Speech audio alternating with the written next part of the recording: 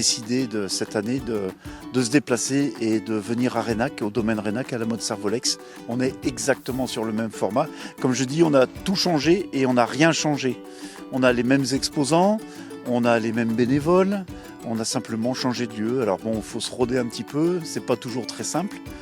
Il y a des réflexes, des nouveaux réflexes à acquérir, mais globalement ça se passe pas trop mal. Il y a des bons acheteurs, il y a des passionnés, il y a des amateurs et on sent qu'il y a une bonne clientèle, donc ça fait toujours plaisir d'être présent, quoi. Moi je suis spécialisé en plantes aquatiques, je fais uniquement des plantes qui poussent les pieds dans l'eau, une collection de nénuphars, une collection d'iris, des plantes épuratrices, des plantes oxygénantes. Mes clients prennent conscience que mettre des plantes aquatiques dans un jardin, ça génère moins d'arrosage et moins de gestion qu'une plante de terrain sec où il faut gérer l'arrosage. Ces plantes-là, on les met dans l'eau, dans un récipient avec de l'eau et on remet de l'eau une fois par semaine et encore. Donc ces plantes-là ont moins besoin d'eau à proportion qu'une plante qu'il faut arroser régulièrement.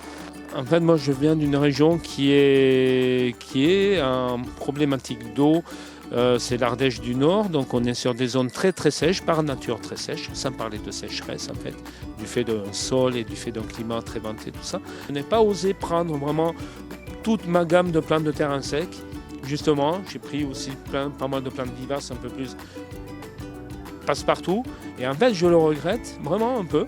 Car justement, on me demande vraiment de plantes comme ça. J'ai parlé ce matin avec quelqu'un qui travaille dans les espaces verts de Chambéry et qui font également des essais de plantes, tout ça, que moi je cultive. Et il m'a dit, c'est dommage, tu aurais dû les amener, car les gens sont de plus en plus demandeurs de ça, quoi. Il y a un travail après aussi d'espaces verts municipaux, de mairies, de villes, qui montrent un peu l'exemple, car eux, ils cherchent, c'est leur boulot, et ils essaient de mettre en place des massifs de plus en plus autonomes à ce niveau-là. L'expression avec le salon de l'agriculture, la plus grande ferme de France, nous on est la plus grande jardinerie de Savoie pour un week-end. On trouve toutes les plantes pour toutes les situations. On a, sauf peut-être les plantes d'intérieur, on a surtout des plantes pour le jardin, pour l'extérieur. Il y a des vivaces, il y a des arbres, des arbustes, des rosiers, des fruitiers, des plantes aquatiques, des plantes aromatiques, des plantes annuelles, des plantes légumes. On a toutes les plantes possibles, toutes celles que vous connaissez et surtout celles que vous ne connaissez pas, parce que le but principal de l'association, c'est de promouvoir la connaissance de l'extrême diversité végétale. On ne se rend pas compte, mais il y a une quantité de végétaux phénoménale qui existe. Et puis, généralement, dans les jardineries, on trouve une gamme extrêmement limitée. Et là, l'idée, c'est vraiment d'ouvrir au maximum la gamme. On fait donc un week-end au printemps et un week-end à l'automne. Donc le printemps, c'est toujours le premier week-end d'avril et l'automne, c'est le premier week-end d'octobre. Voilà. Donc cette année, ce sera 7-8 octobre.